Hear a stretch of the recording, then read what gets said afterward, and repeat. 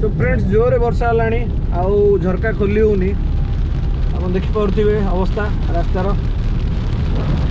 यहाँ दिगपहंडी ब्रह्मपुर मुख्य रास्ता एंड वर्षा खतरनाक हो बाहर सीनरी भी मस्त अच्छी आप जस्ट देखी दूसरी ऊपर मेघ आउ जो प्रकार सीनरी अच्छी बहुत बढ़िया लगुच हाँ खोलदे तो टे पवन